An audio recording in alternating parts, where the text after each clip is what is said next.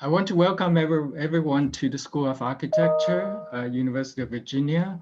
My name is Shichao Li. I'm director of the PhD in the Constructed Environment program.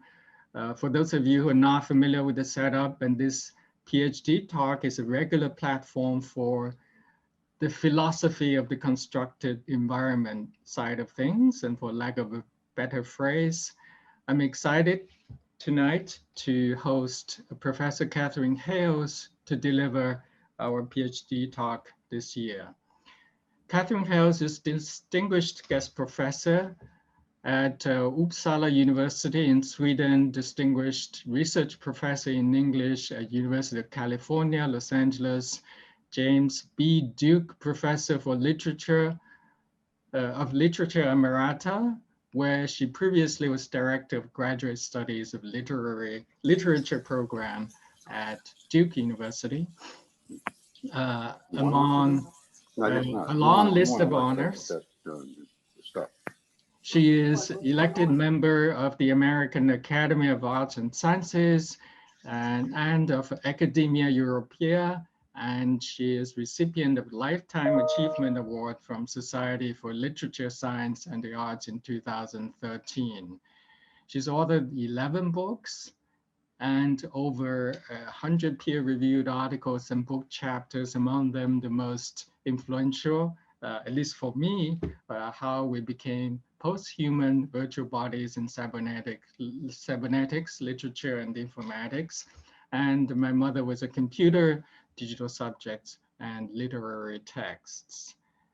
One of the greatest contributions of Professor HAYLES is in the understanding of the rise of the code, the complexity ironically grounded in the strict logic of two symbols and a narrow range of operations. Yet increasingly code is supplanting human calculations, reproducing the human in a separate world of calculated probabilities.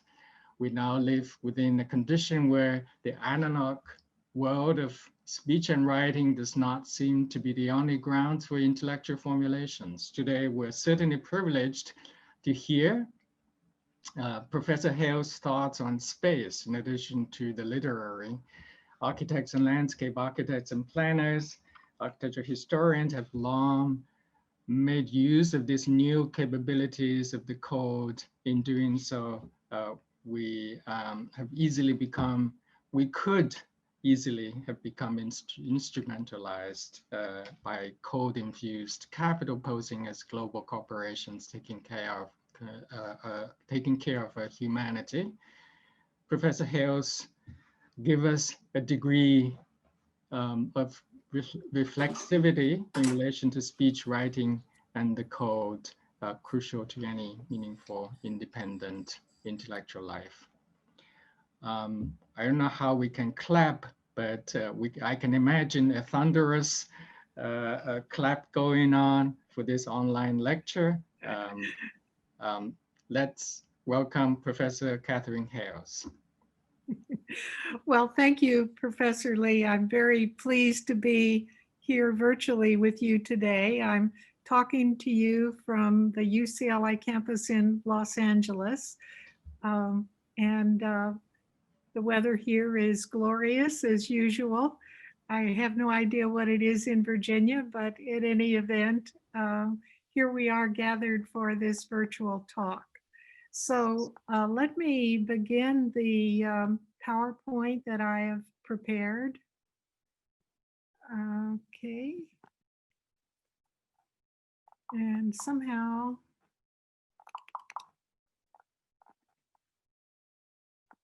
we need to go back. Okay. So today I'll be talking about addressing space. And I'll just note at the beginning that address can be both a noun and a verb. So addressing space in the verb form means assigning an address to it. And of course, in the noun form, it means recognizing what is already there. And I'll be structuring my talk around three models of hybrid spaces that I'm calling Unfolded, which is typically and more usually called augmented reality, enfolded and exfolded models, and some of their implications. So the topics that I'll be addressing specifically are indicated in these questions. First, what are the requirements for a space to become hybrid? Second, how does addressability function in relation to power? How does spatial hybridization affect the interactions of narrative and architecture? And finally, how does all of this fit in with human subjectivity?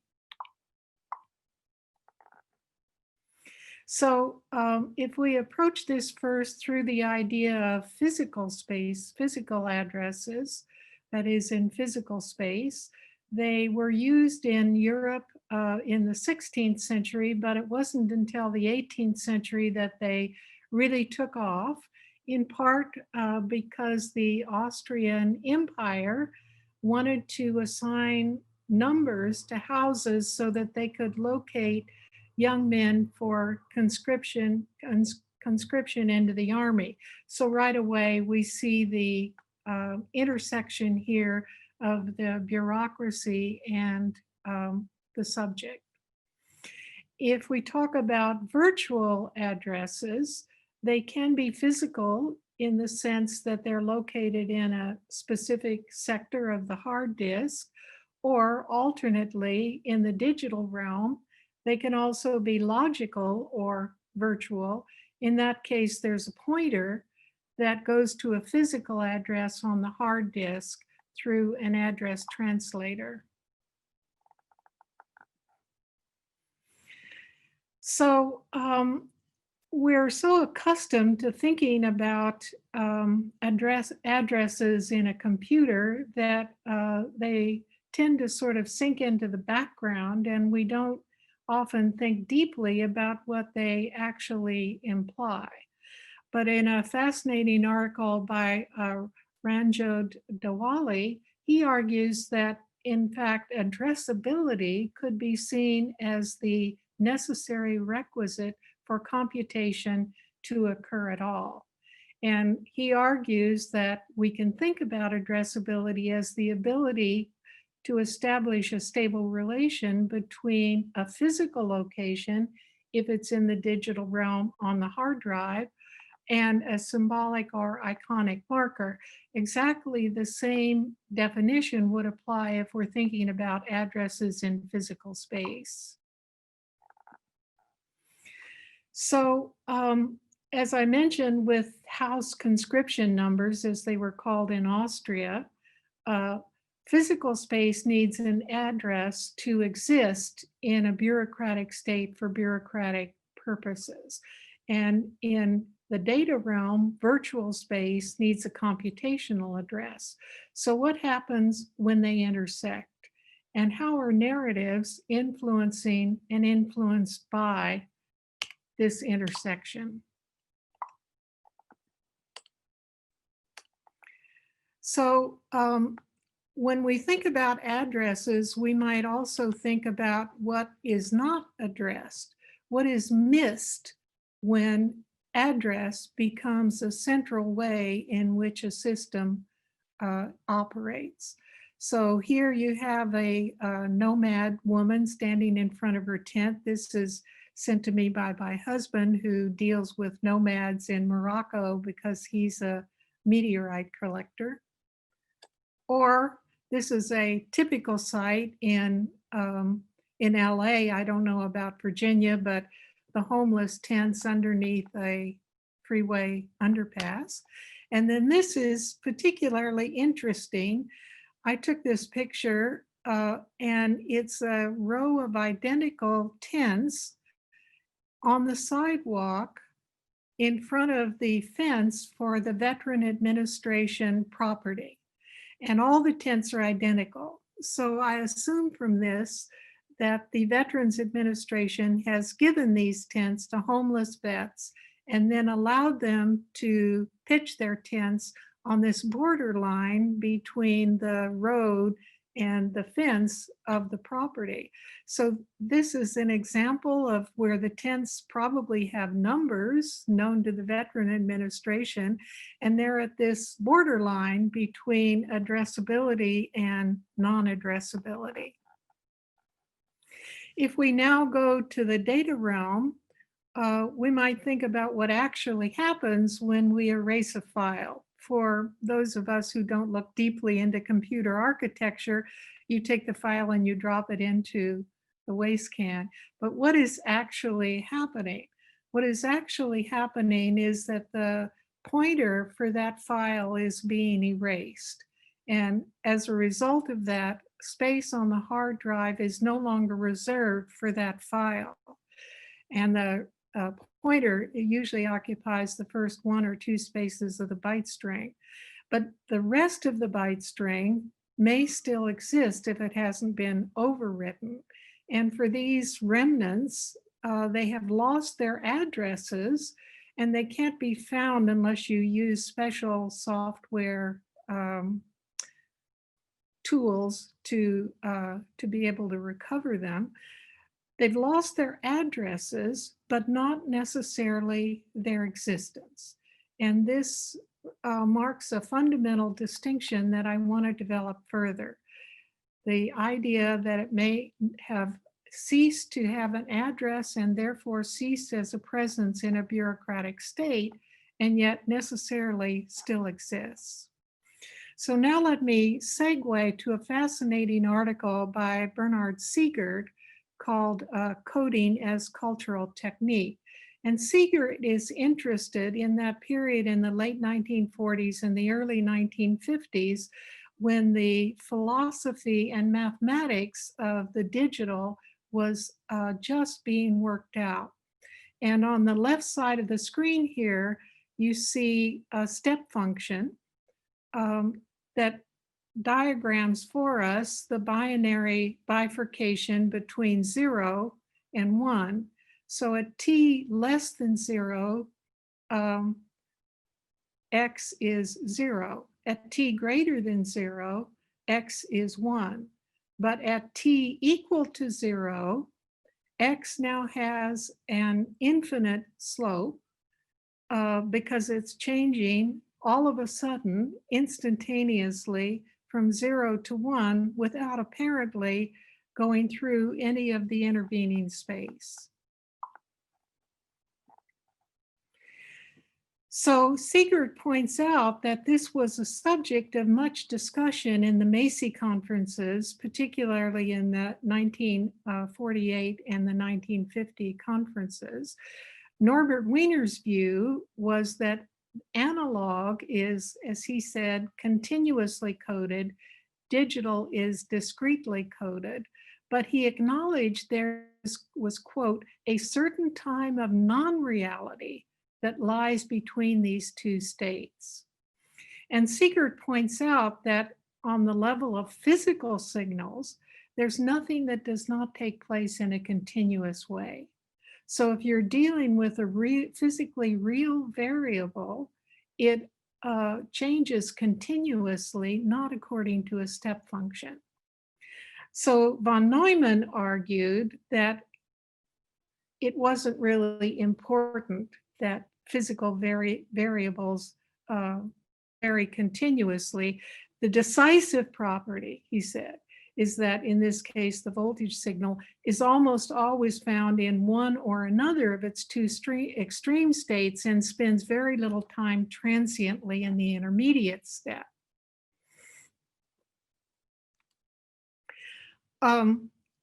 So as a consequence, intermediate states became defined as unreal because they could not be assigned a value or an address. And Julian Bigelow, who was a biologist, noted this elision in the theory. And he's commented on the assertion that there's only two discrete steps by saying this. I think it's essential to point out that this involves a forbidden ground and an agreement neither to assign any value whatsoever to that forbidden ground. Walter Pitt's advice was more practical. He said, just ignore the physical continuity of just ignore the actual continuity of the physical variable. And that's exactly what Oliver Heaviside did when he was working out of mathematics to treat alternating current. Many at the time called his mathematics monstrous because he violated a lot of standard rules of mathematics. For example, he treated an operator as if it were a magnitude. But nevertheless, as a result of these sleights of hand, he was successful in providing a mathematical theory for analyzing alternating current. And Seeger notes that this involves two steps.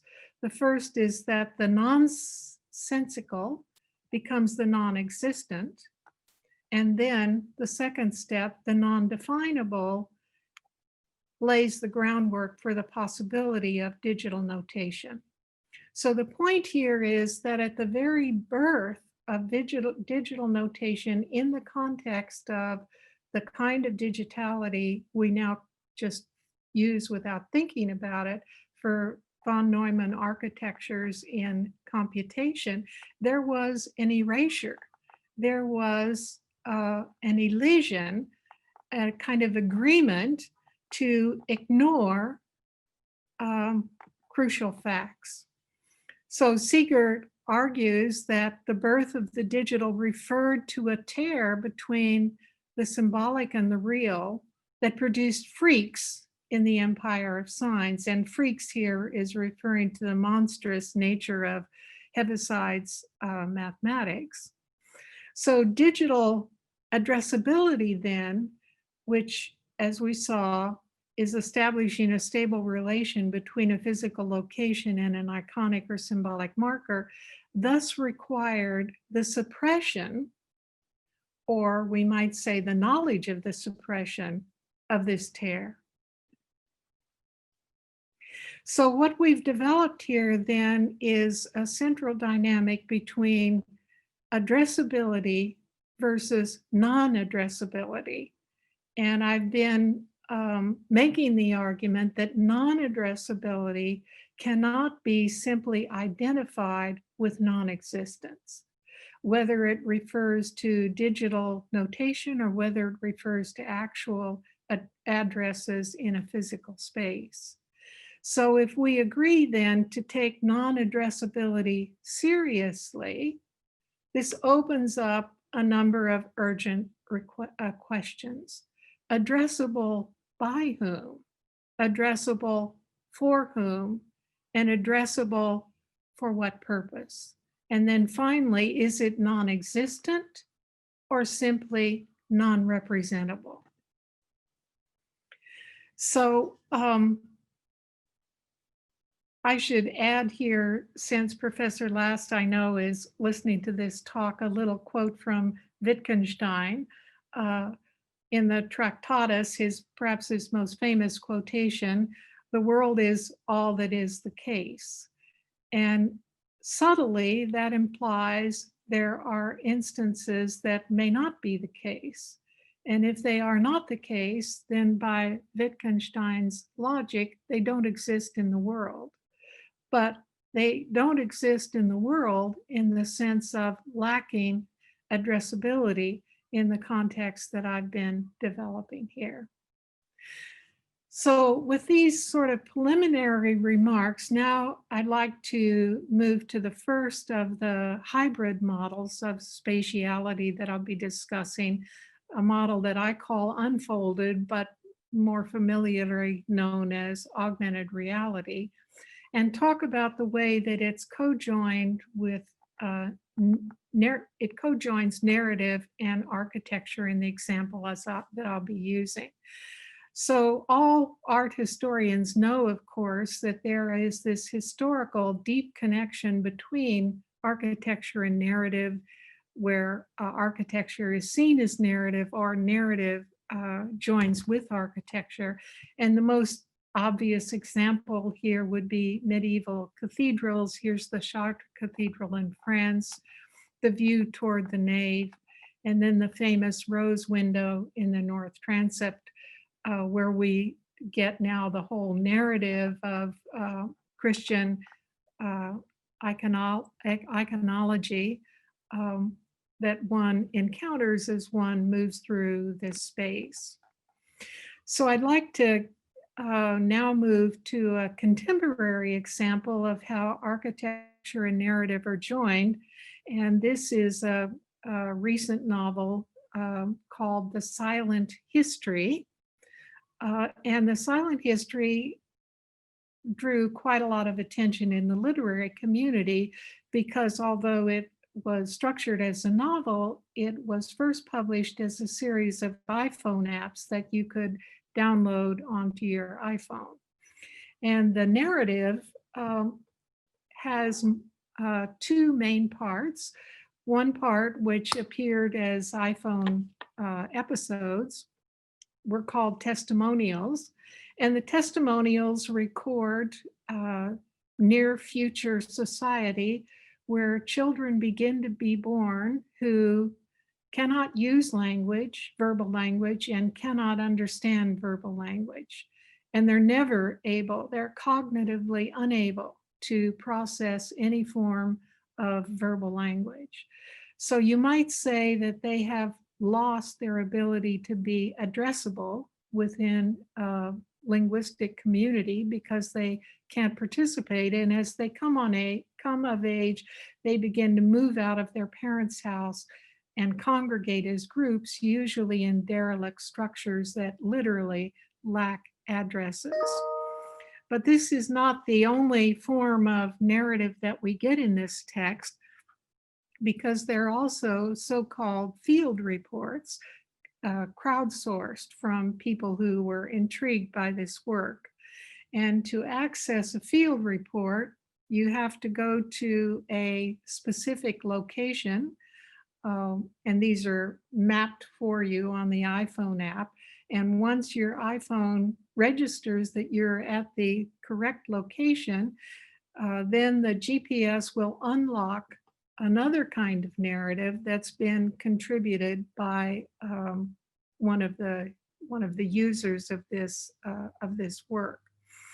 So here you have an example of one of those field reports, and the field reports are always structured so that they combine a narrative that builds on the testimonials with a lot of narrative about the physical location where the user is at that particular moment.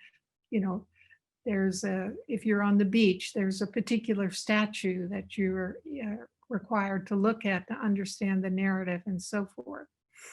So what this means in literary terms is the possibility for a different kind of narrative. If we look only at the testimonials, they are radically disjunctive. So much so that most people who knew that work only in its iForm application and read it while on the subway, you know, little brief episodes, a screen or two that they could read and then read another one. They were never able to construct the fictional world in which these were located. And you can see this in the reviews for the work. They often miss major plot points, or they were just wrong about the interpretation. But this mesh work worked because the field reports filled in the interstices. They anchored the whole experience of reading to something that was physically real. So in this work, we see how there's a border between the virtual and real, and yet there are many traverses across this border, networks of multiple layers of addresses. There's the virtual address in the iPhone that unlocks the narrative content of the field report. The field report itself has an address within the server. So do the testimonials, and all this is being put into active interaction with addresses in physical space. So we see here how a literary work begins to reconfigure that traditional relationship between narrative and architecture, primarily by extensive use of this addressability and crossing that porous boundary between the virtual and the physically real repeatedly. So if we think about what is not addressable within an urban context, Shannon Mattern in the essay, "A City is Not a Computer," points this out explicitly, that this urban landscape is full of sensations and phenomena that are not digitally addressable: clouds, sunshine, smells, sensations, and so forth. So there's always a surplus of the non-addressable, even in the midst of an intensely addressed space, such as an urban landscape. So if we think now about the sort of structure of this augmented reality or unfolded model, in the case of silent history and in many other instances, a physical location is used to unlock virtual content. And that virtual content in turn unfolds into narrative. But once unfolded, that virtual narrative begins to interact with the physical location. And these interactions are what suture together the physical and the virtual address. So with that, let's move to the second hybrid model that I call the enfolded model. So in some ways, the enfolded model is the inverse of the unfolded. In the unfolded, a physical location unlocks virtual content, but in the enfolded, virtual content unlocks physical location. For example, last fall, I traveled to Nanjing University, and I had to be accompanied by a student because the student used her iPhone to physically unlock the gates that led into the university. So there you get virtual content unlocking a physical location. And this was true throughout Nanjing, but if you really want the epitome of the enfolded model, you would go to Shanghai, which I visited repeatedly on the 2 semesters I spent teaching at the New Duke University just outside Shanghai. So Anna Greenspan in Talk, who teaches at NYU Shanghai, has a very interesting article on how QR codes are used in Shanghai. And you see here an example of QR codes, which I'm sure you're all familiar with. So the information capacity, as we know, of a QR code is much, much greater than a verbal description, and even significantly greater than something like a barcode designation. In fact, it can encode up to 4,000 characters. And this is extremely useful in a Chinese context because it can be used to encode Chinese characters. And in the Shanghai context, the use of QR codes transforms physical locations into internet nodes. So Greenspan writes about how QR codes begin to become integrated into the bureaucratic state primarily through a mobile payment system. So Professor Lee will no doubt be familiar with this, but I also encountered this when I was in China, that China, much more than the US, remains a cash economy. I once gave a lecture in China and I was paid in cash. A block of bills about this bill because of course it was Chinese currency. And they thought that was just perfectly standard. But in fact, the only time that's ever happened to me has been in China.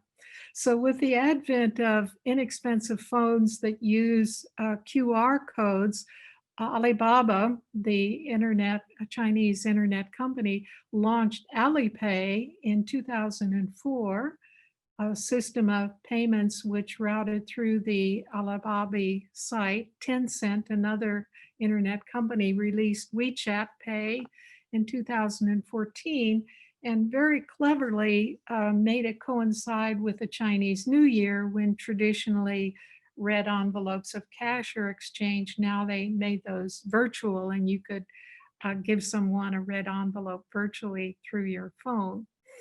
But since then, micropayments for everything have really enormously expanded.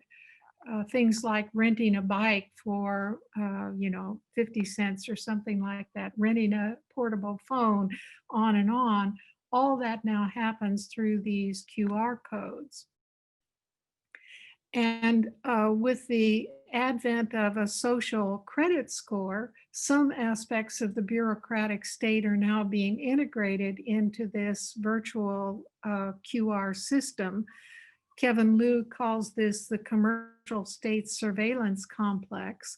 But an example is Alipay integrating a credit score into their system of people who haven't paid court fines.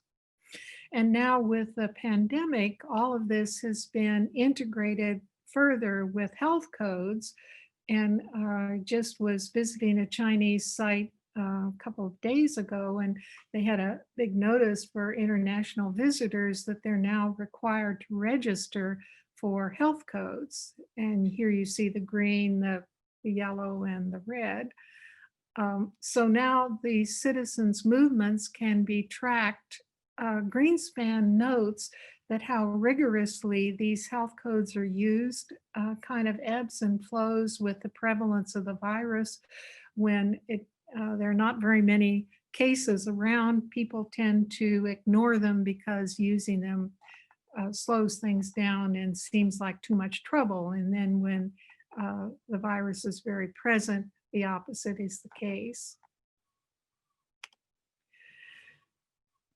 So she suggests that as a result of this complete integration of QR codes into the urban landscape, that the city, as a city, has now begun to acquire some cognitive properties. She argues that health codes have expanded, quote, the city's power of sensation. And she references a claim by Benjamin Bratton that when we think about something like the QR codes, the health codes, and so forth, a traditional Western emphasis on privacy may not be appropriate, may be in fact outmoded, that a more cogent framework might be to talk about the visible or the invisible. And immediately to me, this raised the question, visible or invisible to whom or to what? Because I think this dovetails perfectly with the addressable or the non-addressable, as well as with the legible and the illegible. And I'll illustrate this with the QR codes, and then I'll go on to a literary example.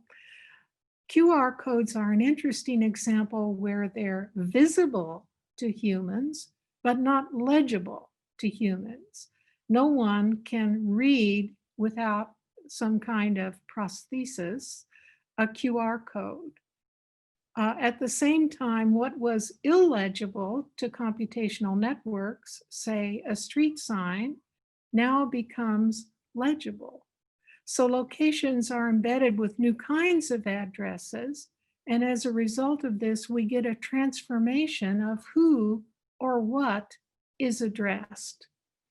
And this is beautifully illustrated in a literary work called Between Page and Screen by the book artist Amaranth Borsak and her collaborator, Brad Boos.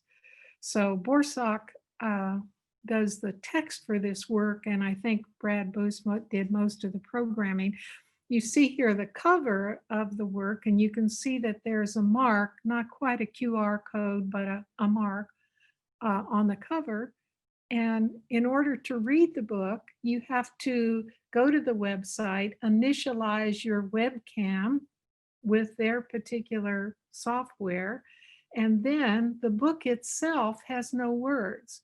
But when you open up the book, what you see are more marks, like the mark on the cover. You can see it there being held up to the webcam. And once the computer can see the mark on the book, then it projects into the virtual space between you and the computer screen, and you can see Amaranth's, the image of Amaranth there faintly on the computer screen. That's because, of course, she's using the webcam. So the webcam is imaging her, but apparently in front of her image on the webcam is the text from the book. So it's a book that cannot be read without help by a human. It can only literally be read by the computer, but then the computer becomes a collaborator in allowing the words become legible to the human reader. So this, to me, is a profound commentary on how the very issue of what is legible, illegible, addressable, unaddressable is now undergoing a radical transformation in the digital age. So it certainly challenges the revered literary idea of a solitary reader. There is no solitary reader who can read this book, because you can only read the book with a computer. So it changes fundamentally the notion of who is the reader, and it also changes fundamentally who is the writer, since the computer becomes a collaborator not only for the reading of this book, but also the writing of this book. So now I'll go to the third model I wanted to discuss, that I'm calling exfolded. And here I'm drawing on a wonderful book by Melissa Littlefield called Instrumental Intimacy. And whereas the unfolded and enfolded models were inverses of each other, the exfolded model is radically different than either of those two. So it's a departure from the lock and key model that the other two represent. And the way the exfolded model proceeds is by externalizing brain waves through portable EEG headwear. So here you see a woman wearing the kind of headgear that is able to sense the brain waves and to export those brain waves into some kind of database.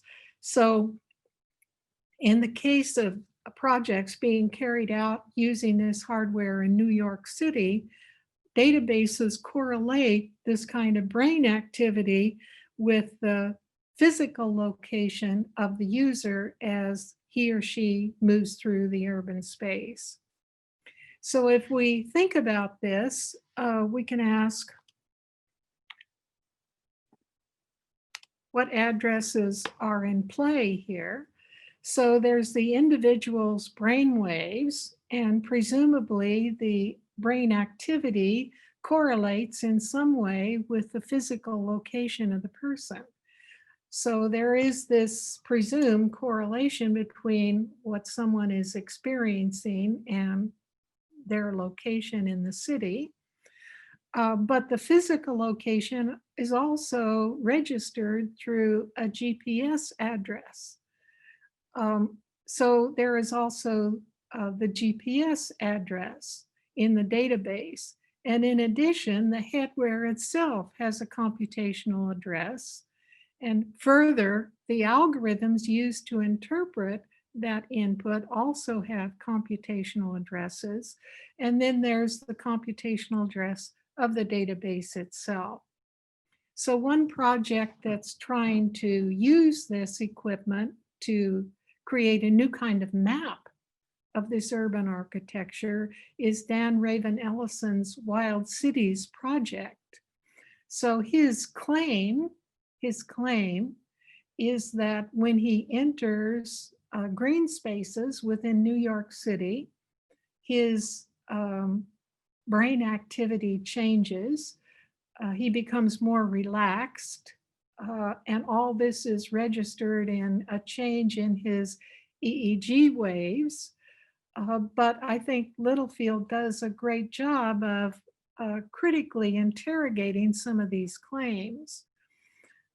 She points out that there is considerable play in the algorithms that are interpreting the EEG waves. There's no immediately straightforward way to correlate a change in EEG waves with pleasure via an algorithm. So there's an interpretive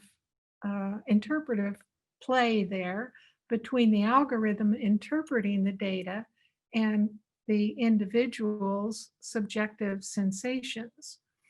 Moreover, there are algorithms correlating the data points with the locations. That's what establishes the correlation between the brainwaves and the physical location. And then in the case of the Wild Cities project, Raven-Eilison is also writing narratives about his feelings when he's in these different locations.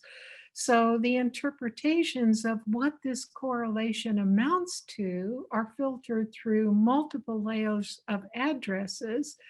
And one could make a strong argument, as I think Littlefield does, that Raven-Eilison's narratives have to fundamentally be based on correlation.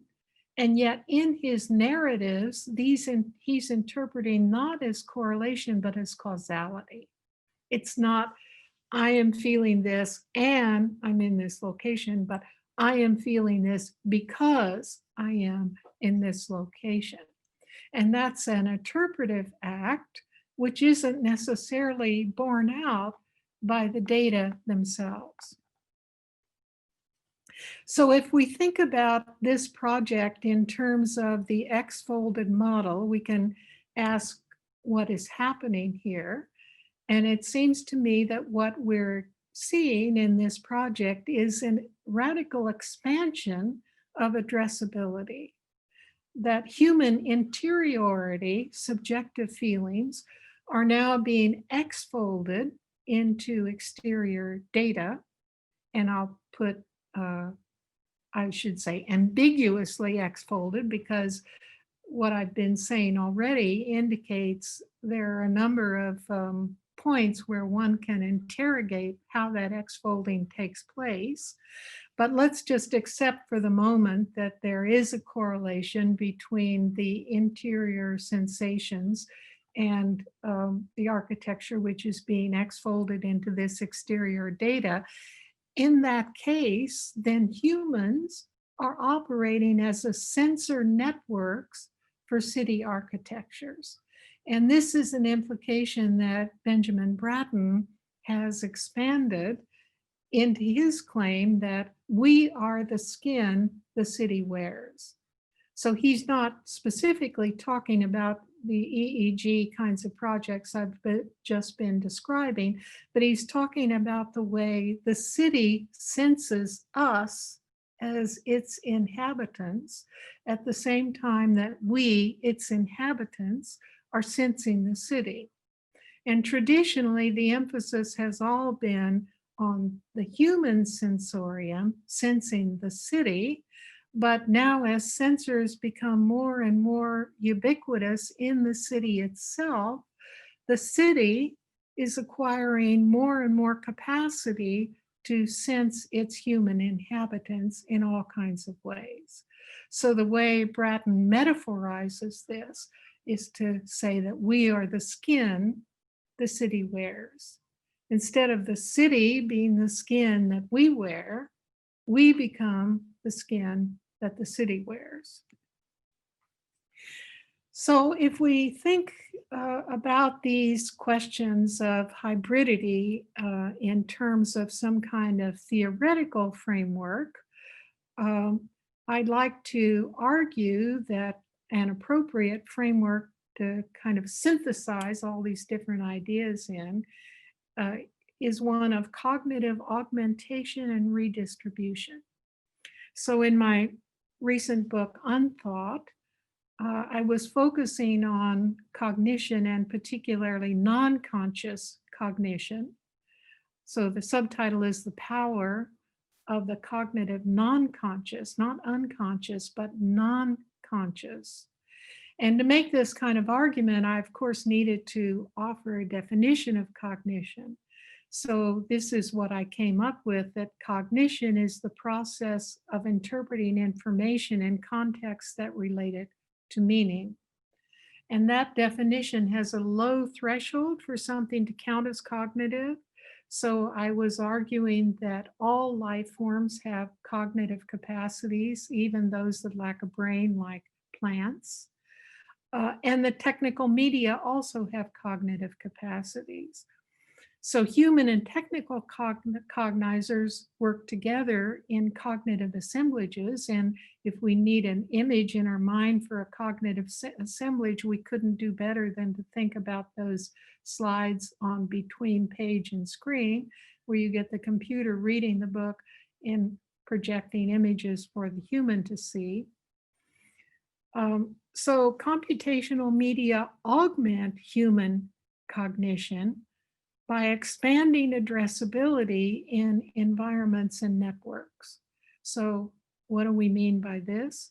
Well, all we have to do is think about QR codes. So QR codes augment human cognition by creating data and data banks that expand addressability both in the physical environment and in the network environment, because they link the two. But at the same time, human cognition augments computational cognition through human sensing and interpretation. And there we could think about the EEG project or Bratton's formulation, we are the skin the city wears. So I'll end with a final question. Greenspan, in her essay, argues that things like the QR code have created a sentient city. And I wasn't really sure exactly what sentient and sentience meant. I thought it might just be a synonym for cognition. So I looked it up. No, it's not exactly a synonym for cognition. Sentient and sentience means the subjective experience of someone.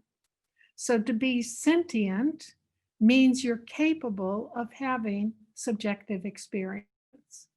And I would argue without question, for example, dogs are sentient. I would even argue that depending on how you define subjective, something like an octopus is sentient, something like a whale is sentient. Is a plant sentient? Well, it would depend on how you wanted to define subjective experience. But let's pose the question, would it be possible to have a sentient city? And if so, what does it imply about our human futures? Since the mark of the human has long been its ability to have sentience. What happens if our architecture also becomes sentient? So I won't comment further on that. I'll just leave it for discussion if anyone would like to take that up. Otherwise, thanks for your attention, and we'll go now to the question and answer period, and I'll stop the share screen. Thank you so much. That was fantastic. In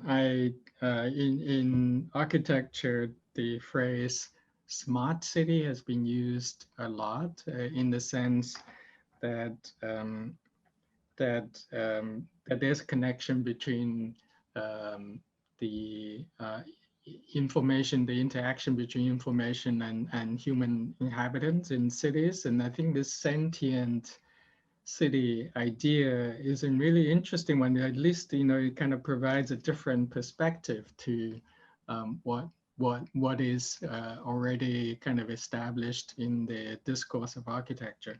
So I'm going to invite a panel of discussants made of Ayla, Nana, and Zihao, and at least one question from each discussant. And then I'm going to open to the rest of the audience for further questions. Hi, I'm happy to start. Thank you. That was really a fascinating talk. And although this isn't my question, it rather proves my point, as I always say, that there's a Wittgenstein quote for everything.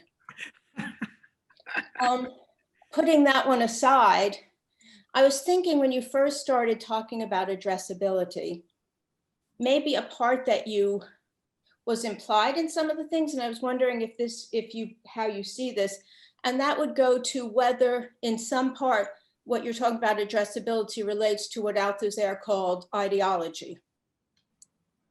And which of course then made me think, right, what then does it mean to be this wonderful state of being outside of that with this non-addressability is to at least escape that particular ideology, right?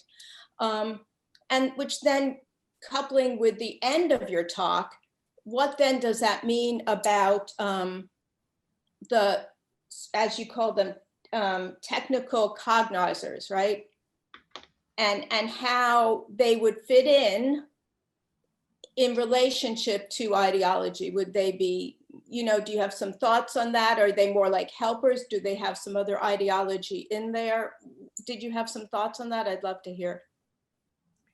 Did you want me to respond now, or did you want to wait until we have all the?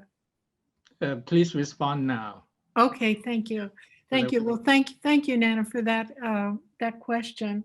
And as I mentioned, address can be both a noun and a verb. And in the hailing of Althusser's ideology, it's when the policeman says, "Hey, you," and the citizen turns around and looks, that he is then interpolated into the bureaucratic state. So in that case, the address, that is, "Hail you," literally becomes the instrument of interpolation.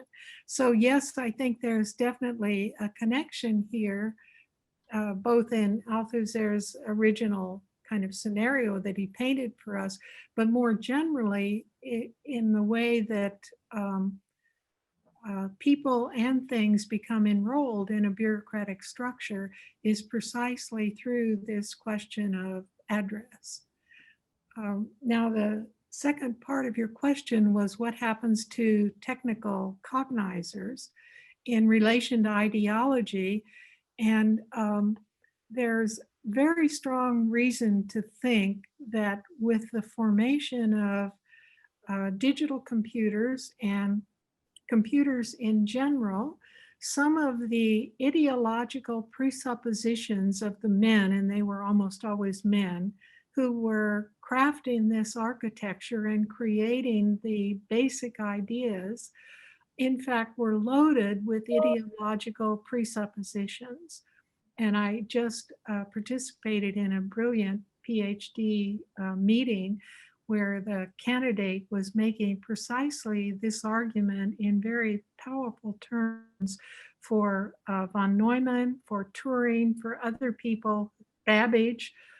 For example, Babbage was imagining the working of the first analytical engine, as he called it, as akin to a factory floor full of laborers who were doing small repetitive tasks over and over. And so this vision of the worker as the lower class, not very intelligent cog in this machine was fundamental to the very idea that began computation to begin with. And so in this kind of way, this computational technology, which is often erroneously, in my view, seen as objective and value neutral, is already laden with all kinds of ideological presuppositions that were prevalent in the time of their making and their architectural incarnations.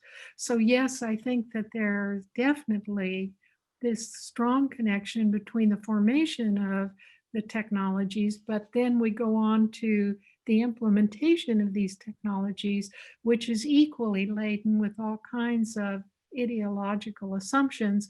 And I won't expand on this beyond saying that the latest of these is face recognition technologies and how this is being used in the US in relation to law enforcement and the FBI in particular. Thank you. Thank you, Catherine, for the talk. Maybe I'll jump in here. It's interesting. Right before you showed your last slide, I had written, "We become post-human as the city becomes more sentient," and then you put up your last slide. So I thought that was sort of fascinating to me. I wanted to maybe make a link between many of the things that you're talking about to the ways in which we might be operating architecturally. You referred to the ability to address and be addressed as the foundational requirement for computability. And I translate the ability to address and be addressed as the ability to communicate or establish a relational framework between, at minimum, two entities, which is the necessary precursor to computation and also to mathematics, language, etc. And I think that's an interesting piece to begin with, because obviously it's less about the object or the thing than the relationship between things, which is fundamental to any community discourse or system. And I'm particularly interested also in the relationship between material and immaterial systems and the ways in which information moves across these domains, which was what you were dealing with, the transcoding of the physical to the informational or the informational to the physical. And that we could say the ways in which, on the one hand, material systems exceed their codification, which as designers of the physical world, we deal with all the time. I would say, you know, what we refer to as true innovation within the material world are often those things that exceed pre-existing codes or cultural systems. And I'm also interested, on the other hand, the ways in which the development of material digital networks expand our cultural and material systems. So your references to addressability are interesting because they refer to material systems that exceed being coded within our cultural systems. In a way, it's what Nana was commenting about ideology. You know, it's a similar concept to the idea that we can only think things that can be named or culturally coded. But conversely, the material world always operates in excess of what is coded. And I was thinking, not Althusser, but I was thinking, you know, the psychoanalyst Lacan referred to as the difference between what we call reality as the sort of set of cultural constructs versus the real, and the real being the thing that always exceeded it, that is the thing that we mine. And sort of coming back to your references to Shanghai, I'm also interested in the two extremes of this system, both of which we could say might be resistant to different forms of instrumentalization, right? The real material world that can be continuously mined for more information. So it's continuously being coded within the digital world, and that's a kind of endless reservoir. And the second are, for me, at the other extreme, the complex meshworks that exceed the limitations of the code by rewiring the network. So producing new reconfigured information systems, and these systems offer a new hybrid. So that might be the kind of DIY, you know, so, you know, and now I'm going to end up referencing Deleuze in this, but the difference between this kind of state operation of that system versus the nomad that comes in and restructures it, rewires it, et cetera. Because I think that's one of the great, one of the ways in which we move outside of this the system that we're always being watched, et cetera. So, you know, part of this is my question about what happens in the future as these things become more accessible. Is my hope that the rewiring of those systems, or the ways in which we can exceed their instrumentalization by, let's say, you know, larger big brother, is the place of creativity for us, as well as the place of social and political resistance. And I'd love to know your thoughts on that.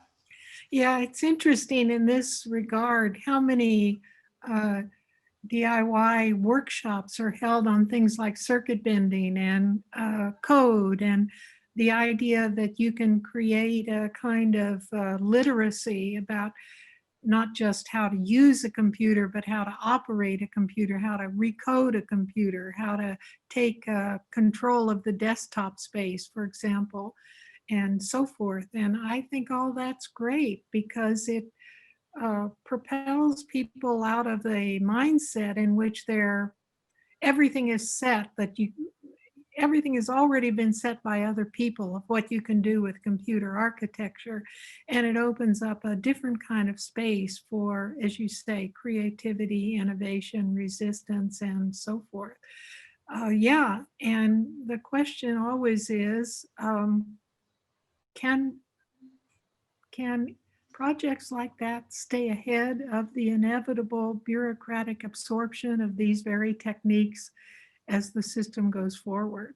So I was just last night saw Oliver Stone's movie on Edward Snowden, where Snowden creates this wonderful program that he thinks is going to be used exclusively for backup. And in that sense, it's relatively innocuous. If a terrorist attack knocks out all NSA's files, this will provide backup.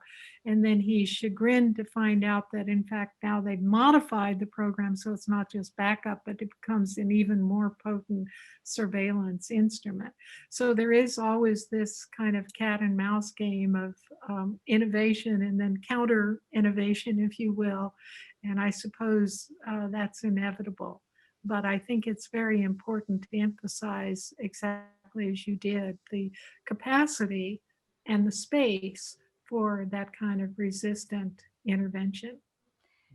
Thank you. I would also, I think within the world that we operate in, the material world, for me, that also becomes a different kind of space of resistance, of how we think about our work in a way. But I think that there's, it's not always about the sort of state capture or instrumentalization of those systems, but thank you. Yeah.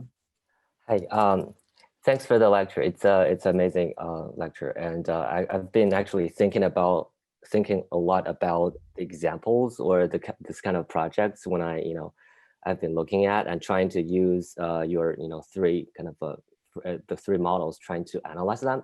Then I realized it's actually two questions and kind of related, and also related to what we just discussed, is that, I feel this kind of innovation or the DIY components involves a kind of, should I say misaddress, or basically you're putting a wrong address onto something else. Because that reminds me of, one art project. It's a German artist earlier last year or this year.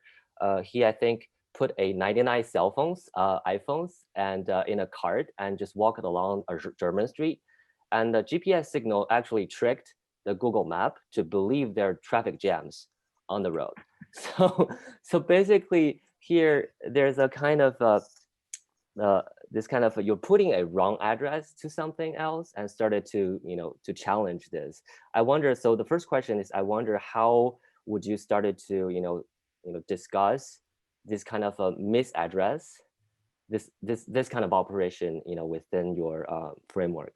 And the second question is actually related to this kind of a corporational control, and as well as this kind of governmental control through, instrumentalization of, this kind of a technology or DIY.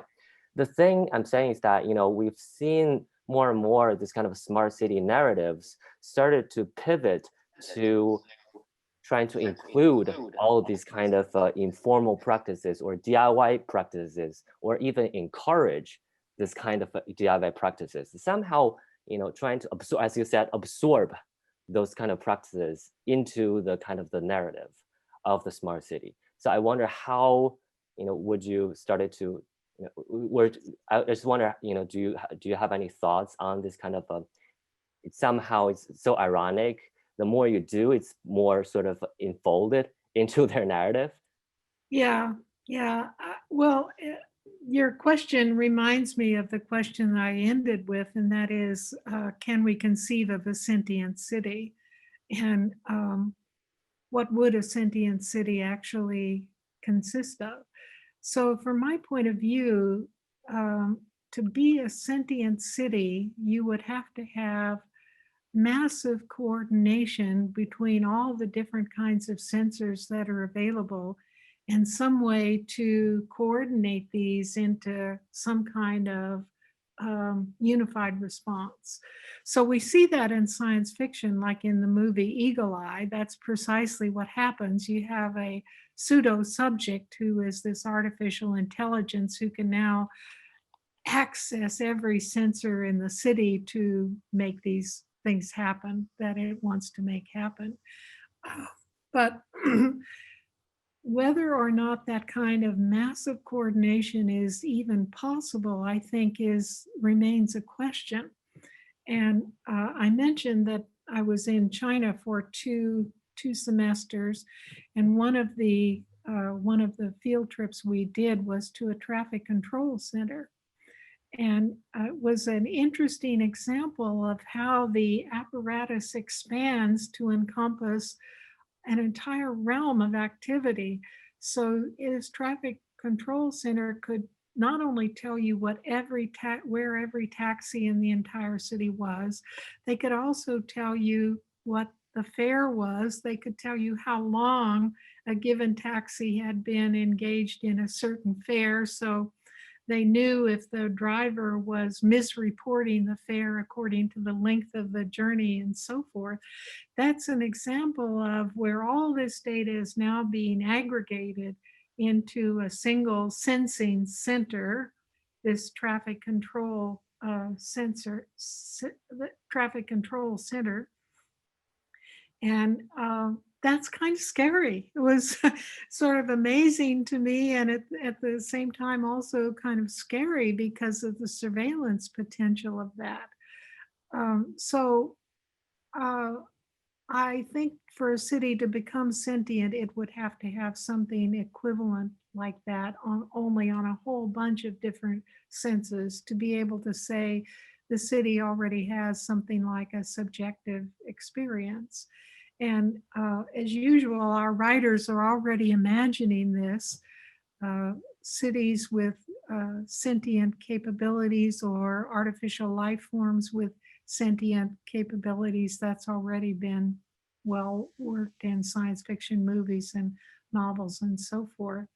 But I hate to think that despite this tendency toward aggregation and accumulation, there don't remain still spaces for resistance, or as you put it, misaddressing as through the use of misaddress create kind of some space of confusion or some space for unexpected action, like in your wonderful example of the cell phones in the cart going down the street. I love that being interpreted as a traffic jam. And that's the great advantage that human cognition continues to have over artificial intelligence, and that is that it has a much broader horizon of understanding than any kind of artificial intelligence systems. And there are instances like the cell phones in a cart where that capacity of human intelligence to have this broad world understanding becomes important. That's fascinating.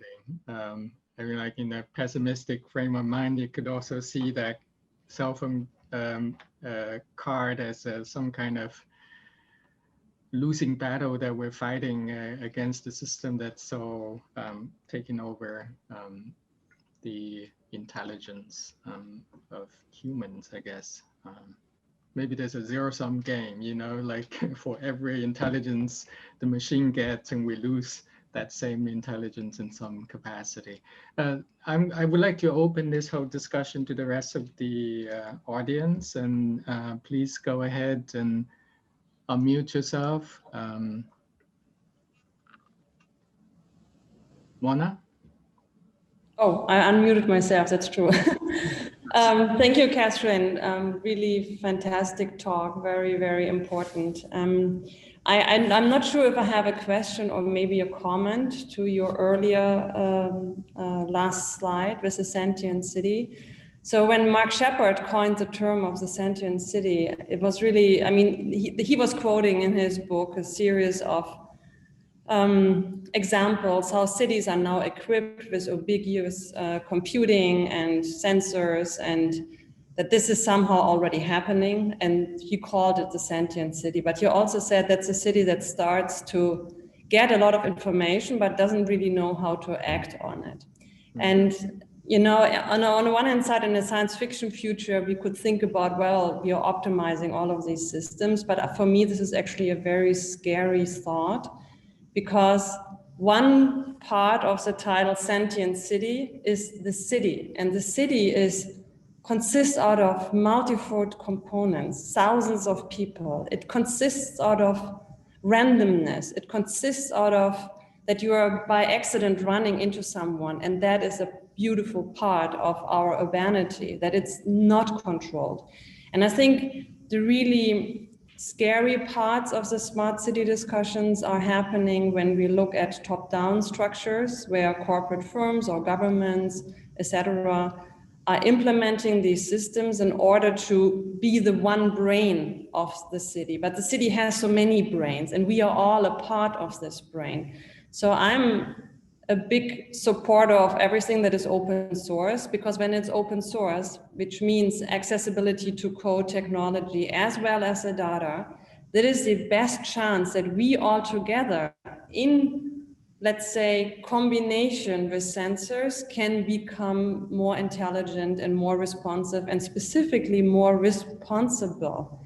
And if there is a form of a good sentient city, that actually means that there is not the top-down hierarchy, and it's maybe also not this endless bottom-up trying and testing, and it's not going anywhere, but that we become much more of a network and a camouflage out of a combination out of technology and human capacity to act on our knowledge that we maybe can gain through sensors. Yeah. And I thank you for that comment. And I also hear in your comment a sort of tension between the unity and the multitude. And the top-down model would assume a unity versus the multitude, as you said very eloquently, multiple brains and multiple people and so on and so forth. And it's interesting in one of the fields I'm interested in, human biology, there's a strong movement now to move from the unity of the human subject to a multitude. For example, in the human biome, talking about the way that all these different species within the human body are interpenetrating our very physical selves, and in ways that are both cooperative and parasitic at the same time. So yeah, the idea that the human itself is a multitude, and then the human participates in other kinds of multitudes. So you get, you know, the sort of image that Donna Haraway has suggested of a meshwork. You use the word network, but she would say a meshwork of at multiple scales with multiple actors, from inside the body to the body interacting with other bodies to the bodies interacting as a whole, and so on and so forth. Yeah, thank you for that comment. Thanks. Well, except, I mean, that sounds so good, except the capitalist corporations would probably not quite agree with that, because data is the greatest, or our current greatest source of monetization. Yeah, no, for sure. Although one of the things that we could also discuss within this is the difference between the code and system that's constructed or designed and the way it is used. You know, on the one hand, that might be part of the world that the, you know, architects, urban planners lament, but at the same time, it's also the difference between speech practices, let's say, and the language as constructed, and that we have far more flexibility, right, in terms of the way in which it is used. And that's an enormous domain of operation. Yeah, yeah. Very good.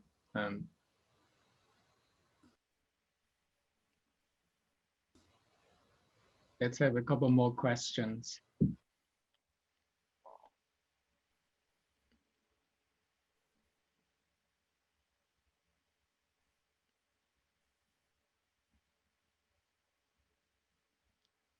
No more?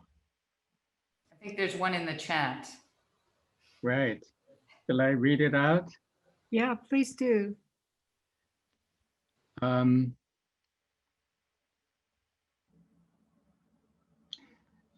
Since science fiction movies and the Oliver Stone movie have been mentioned, can you comment on Enemy of the State, the 1998 movie, the AI system, cameras, NSA database, GPS, etc., along with human and computer controllers in this movie were illustrated 22 years ago? Haven't we had sentient cities for decades? I'm interpreting most of the evening's lecture as being more of a semantic exercise without any practical purpose. Am I naive? Okay, well, thank you. Thank you for the question and the person who posed that question. Is it a semantic exercise without any practical purpose?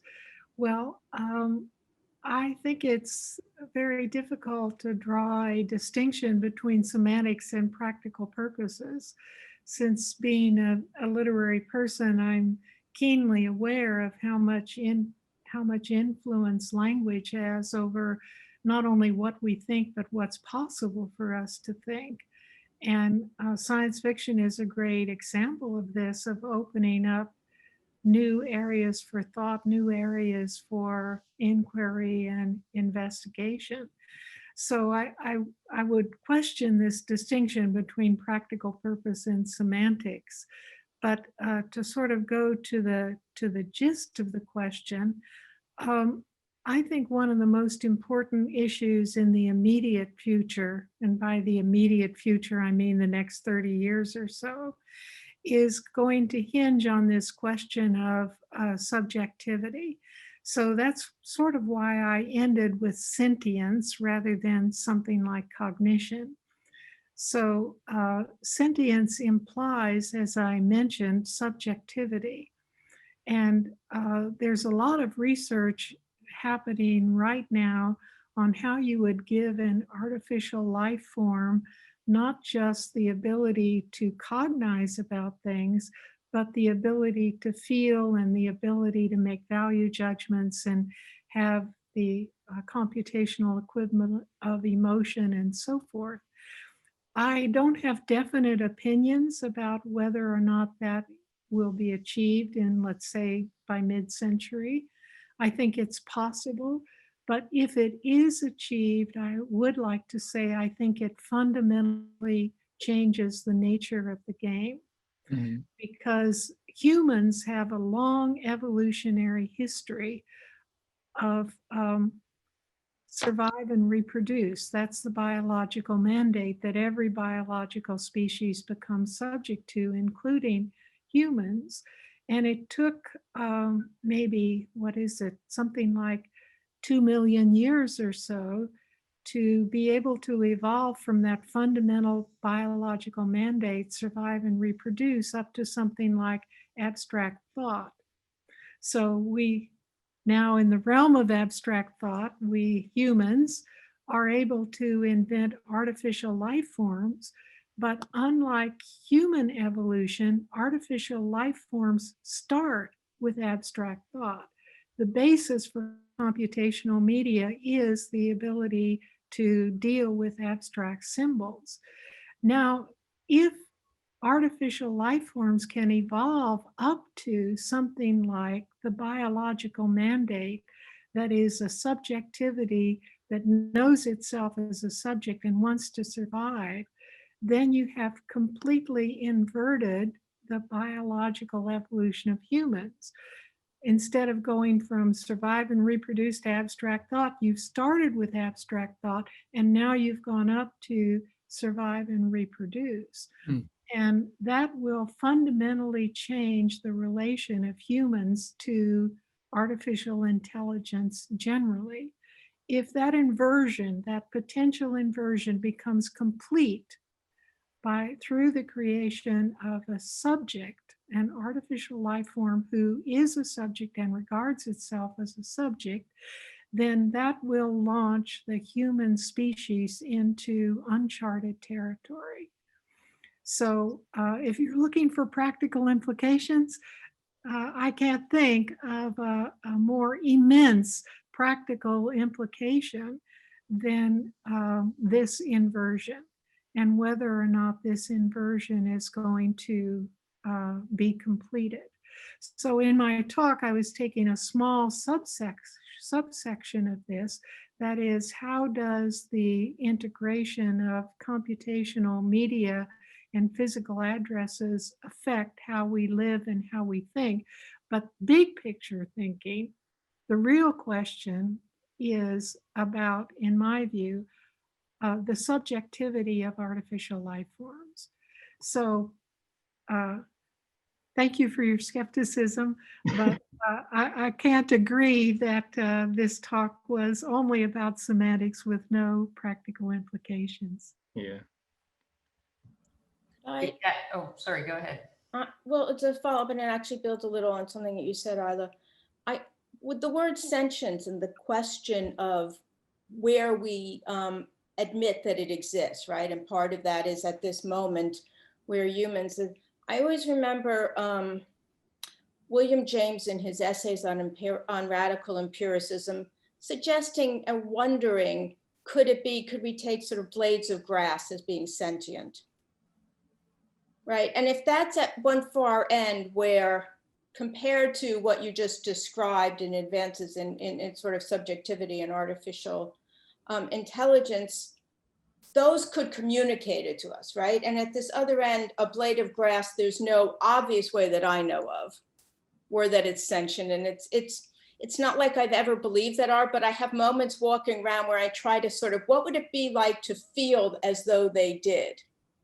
And so I just sort of, where does this sit in your thoughts? Because Isla mentioned this idea of addressability as that which could be communicated, right? And so this ability to communicate that subjectivity is a critical part of the legibility of it, the recognition, right? Because I'm still never sure when I walk through the grass how I exactly, but I always think of William James, and I think of that question once posed: how do you address it in this way that isn't addressed, or right? Not, anyway, if you had some thoughts about the relative situatedness of these different poles, I'd be really interested to hear. Well, your mention of the grass and the question of whether it's sentient reminds me of a Robert Heinlein book, A Stranger in a Strange Land, where this human who's raised on Mars by a vastly different culture comes back to Earth, and the first thought that he tries to imagine is it all right to walk on the grass? Is the grass sentient? Am I hurting the grass by walking on it? But I think the other question implicit in what you said is recognizing sentience versus having sentience, to sort of go with what I was talking about addressability.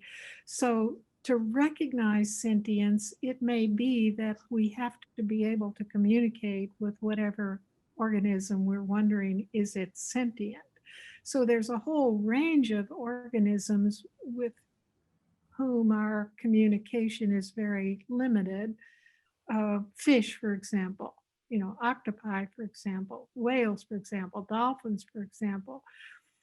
Many people would argue very strongly that a whale is sentient. I would argue a dolphin is sentient, but it's very difficult to establish communication.